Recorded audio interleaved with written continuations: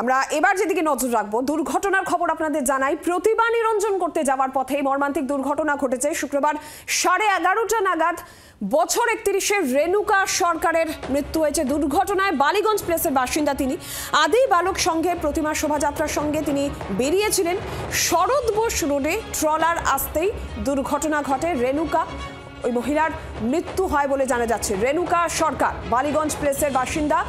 তিনি নিজের পাড়ারই পুজো, সেই পুজোরই প্রতিমা শোভাযাত্রার সঙ্গে বেরিয়েছিলেন এবং এরপর মর্মান্তিক দুর্ঘটনায় তার মৃত্যু হয়। শরৎ বোস রোডের এই দুর্ঘটনা ঘটে।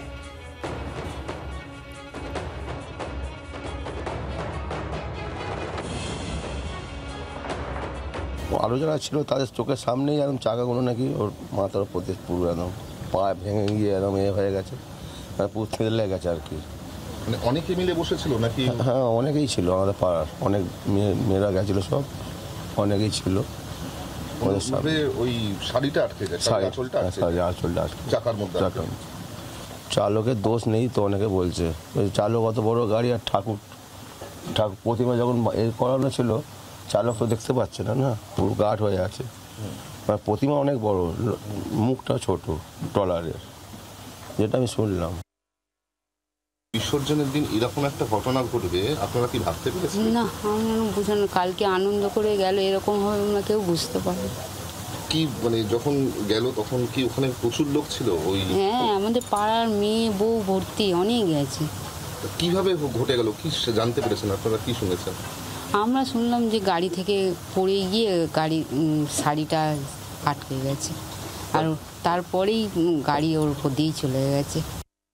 বিসর্জন দিতে গিয়ে কার্যত মর্মান্তিক দুর্ঘটনায় মৃত্যু হলো 31 বছরের এক গৃহবধূর। পুলিশ সূত্রে যেটা জানা যাচ্ছে যে গতকাল আদি বালক সংঘ নামে বালিগঞ্জ প্লেসের একটি দুর্গাপূজা কমিটির তার বিসর্জনে যাওয়ার জন্য মূলত প্রস্তুতি নেওয়া হচ্ছিল। একটি ট্রেলারে করে প্রতিমা নিয়ে যাওয়া হচ্ছিল এবং সেই ট্রেলারেই বসেছিলেন রেণুকা সরকার। ঠিক শরৎ বোস রোড এলাকায় যাওয়ার পর কোনো রকমভাবে দুর্ঘটনাগ্রস্তভাবে তিনি পড়ে যান ওই ট্রেলার থেকে এবং সরাসরি চাকায় পিষ্ট হয়ে যান, এমনটাই কিন্তু প্রাথমিকভাবে পুলিশ জানতে পারছে। ট্রেলারের চালক ইতিমধ্যেই তিনি পলাতক হয়ে গেছেন এবং এই ঘটনা কিভাবে ঘটল তা তদন্ত শুরু করা হয়েছে গড়িয়াহাট থানার পুলিশের তরফ থেকে। আপাততভাবে একাধিক ব্যক্তিকে জিজ্ঞাসাবাদ করা হচ্ছে, স্টেটমেন্ট রেকর্ড করা হচ্ছে এবং কোন পরিস্থিতিতে কিভাবে পড়ে গিয়ে রেণুকা সরকারের মৃত্যু হলো তা নিয়ে ইতিমধ্যেই তদন্ত শুরু হয়েছে।